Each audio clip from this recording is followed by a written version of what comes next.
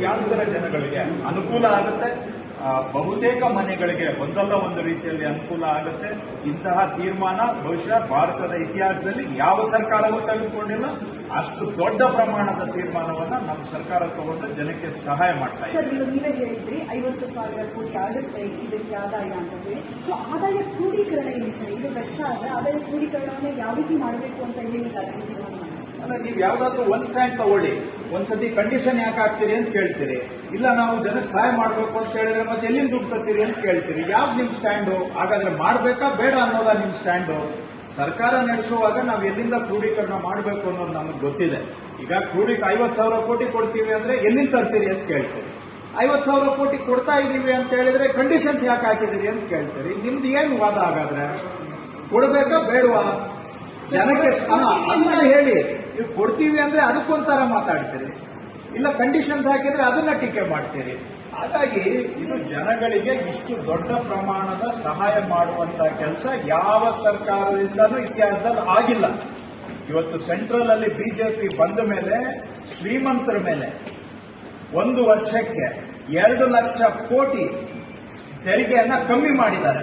ಅವ್ರನ್ನ ಕೇಳಲಿಲ್ವಾ ನೀವು? ಯಾಕೆ ಕೇಳಲಿಲ್ಲ ಅವರನ್ನ? 2 ಲಕ್ಷ ಕೋಟಿ ಶ್ರೀಮಂತರಿಗೆ ಟ್ಯಾಕ್ಸ್ ಕಮ್ಮಿ ಮಾಡಿದಾರಲ್ಲ, ಆವಾಗ ಎಲ್ಲೋಗಿತ್ತು ನಿಮ್ ಪ್ರಶ್ನೆ? ಯಾಕೆ ಅವ್ರನ್ನ ಪ್ರಶ್ನೆ ಮಾಡಲಿಲ್ಲ ನೀವು? ಬಡವರಿಗೆ ಕೊಡಕ್ ಹೋದ್ರೆ 50,000 ಕೋಟಿ ಇಷ್ಟು ಪ್ರಶ್ನೆ ಕೇಳ್ತೀರಲ್ಲ. ಒಂದು ವರ್ಷಕ್ಕೆ ಈ ದೇಶದ ಅತಿ ಶ್ರೀಮಂತರಿಗೆ 2 ಲಕ್ಷ ಕೋಟಿ ಟ್ಯಾಕ್ಸ್ ಕಮ್ಮಿ ಮಾಡಿದ್ದಾರೆ. ಕೇಳಿದ್ದೀರಾ ನೀವು ಅದನ್ನ? ಒಂದು ವರ್ಷಕ್ಕೆ, ಒಂದು ನಿಮಿಷ, ಅದಷ್ಟೇ ಅಲ್ಲ, ಒಂದು ವರ್ಷಕ್ಕೆ ಈ ದೇಶದ ಅತಿ ಶ್ರೀಮಂತರದ್ದು 2 ಲಕ್ಷ ಕೋಟಿ ಸಾಲವನ್ನ ಮನ್ನಾ ಮಾಡ್ತಾ ಇದ್ದಾರೆ. ಅದರಿಂದ ದೇಶದ ಆರ್ಥಿಕ ಶಿಸ್ತು ಹಾಳಾಗಿಲ್ವಾ? ಬಡವರಿಗೆ ತಿಮ್ಮಣ್ಣ ಬೊಮ್ಮಣ್ಣ ಅಂತ ಬಡವರಿಗೆ ಕೊಟ್ಬಿಟ್ರೆ ಮಾತ್ರ ಇಷ್ಟೆಲ್ಲ ಪ್ರಶ್ನೆ ಕೇಳ್ತಿರಲ್ಲ. ಶ್ರೀಮಂತರಿಗೆ ಪ್ರತಿ ವರ್ಷ ಲಕ್ಷ ಲಕ್ಷ ಕೋಟಿ ಅನುಕೂಲ ಆಗ್ತಾ ಇದೆ. ಅದರಿಂದ ಅದಕ್ಕೆಲ್ಲಿಂದ ಬರ್ತಾ ಇದೆ ದುಡ್ಡು? ಸರ್, ಸ್ವತಃ ಮಾಜಿ ಸಿಎಂ ಅವರೇ ಪ್ರೆಸ್ ಮೀಟ್ ಅನ್ನ ಮಾಡಿ ಎಲ್ಲ ಕ್ವಶನ್ಗಳನ್ನ ಕೂಡ ಕೇಳಿರುವಂಥದ್ದು. ಸೊ ಇದ್ರ ಬಗ್ಗೆ ಅಲ್ಲ, ನಾನು ಅವರಿಗೆ ಕೇಳ್ತೇನೆ, ಒಂದು ವರ್ಷಕ್ಕೆ 2 ಲಕ್ಷ ಕೋಟಿ ಶ್ರೀಮಂತರದ್ದು ಸಾಲವನ್ನ ಮನ್ನಾ ಮಾಡ್ತಾ ಇದ್ದೀರಲ್ಲ, ಅದಕ್ಕೆ ಎಲ್ಲಿಂದ ಬರ್ತಾ ಇದೆ ದುಡ್ಡು ನಿಮ್ಗೆ? ಒಂದು ವರ್ಷಕ್ಕೆ ಶ್ರೀಮಂತರ ಮೇಲೆ ಹಾಕೋ ಟ್ಯಾಕ್ಸ್ 2 ಲಕ್ಷ ಕೋಟಿ ಕಮ್ಮಿ ಮಾಡಿದಿರಲ್ಲ, ದೇಶವನ್ನೇ ಕೋಟ್ಯಾಂತರ ಜನಗಳಿಗೆ ಅನುಕೂಲ ಆಗುತ್ತೆ. ಬಹುತೇಕ ಮನೆಗಳಿಗೆ ಒಂದಲ್ಲ ಒಂದು ರೀತಿಯಲ್ಲಿ ಅನುಕೂಲ ಆಗುತ್ತೆ. ಇಂತಹ ತೀರ್ಮಾನ ಬಹುಶಃ ಭಾರತದ ಇತಿಹಾಸದಲ್ಲಿ ಯಾವ ಸರ್ಕಾರವೂ ತೆಗೆದುಕೊಂಡಿಲ್ಲ. ಅಷ್ಟು ದೊಡ್ಡ ಪ್ರಮಾಣದ ತೀರ್ಮಾನವನ್ನ ನಮ್ಮ ಸರ್ಕಾರ ತಗೊಂಡು ಜನಕ್ಕೆ ಸಹಾಯ ಮಾಡ್ತಾ ಇದೆ. ಸರ್, ನೀವೇ ಹೇಳಿದ್ರಿ 50,000 ಕೋಟಿ ಆಗುತ್ತೆ ಇದಕ್ಕೆ ಆದಾಯ ಅಂತ ಹೇಳಿ. ಸೊ ಆದಾಯ ಕ್ರೋಢೀಕರಣ ಏನು ಸರ್? ಇದು ವೆಚ್ಚ ಆದ್ರೆ ಆದಾಯ ಕ್ರೋಢೀಕರಣವನ್ನ ಯಾವ ರೀತಿ ಮಾಡಬೇಕು ಅಂತ ಹೇಳಿದ್ದಾರೆ? ಅಲ್ಲ, ನೀವು ಯಾವ್ದಾದ್ರು ಒಂದ್ ಸ್ಟ್ಯಾಂಡ್ ತಗೊಳ್ಳಿ, ಒಂದ್ಸತಿ ಕಂಡೀಷನ್ ಯಾಕೆ ಹಾಕ್ತೀರಿ ಅಂತ ಕೇಳ್ತೀರಿ.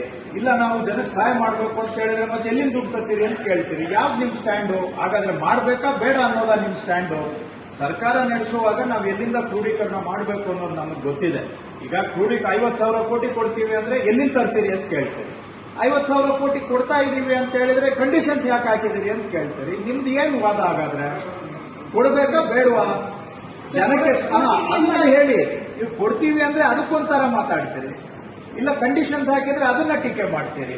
ಹಾಗಾಗಿ ಇದು ಜನಗಳಿಗೆ ಇಷ್ಟು ದೊಡ್ಡ ಪ್ರಮಾಣದ ಸಹಾಯ ಮಾಡುವಂತಹ ಕೆಲಸ ಯಾವ ಸರ್ಕಾರದಿಂದಲೂ ಇತಿಹಾಸದಲ್ಲಿ ಆಗಿಲ್ಲ.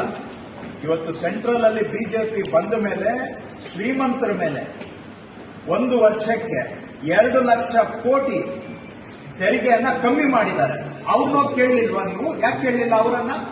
2 ಲಕ್ಷ ಕೋಟಿ ಶ್ರೀಮಂತರಿಗೆ ಟ್ಯಾಕ್ಸ್ ಕಮ್ಮಿ ಮಾಡಿದಾರಲ್ಲ, ಆವಾಗ ಎಲ್ಲೋಗಿತ್ತು ನಿಮ್ ಪ್ರಶ್ನೆ? ಯಾಕೆ ಅವ್ರನ್ನ ಪ್ರಶ್ನೆ ಮಾಡಲಿಲ್ಲ ನೀವು? ಬಡವರಿಗೆ ಕೊಡಕ್ ಹೋದ್ರೆ 50,000 ಕೋಟಿ ಇಷ್ಟು ಪ್ರಶ್ನೆ ಕೇಳ್ತೀರಲ್ಲ. ಒಂದು ವರ್ಷಕ್ಕೆ ಈ ದೇಶದ ಅತಿ ಶ್ರೀಮಂತರಿಗೆ 2 ಲಕ್ಷ ಕೋಟಿ ಟ್ಯಾಕ್ಸ್ ಕಮ್ಮಿ ಮಾಡಿದ್ದಾರೆ. ಕೇಳಿದ್ದೀರಾ ನೀವು ಅದನ್ನ?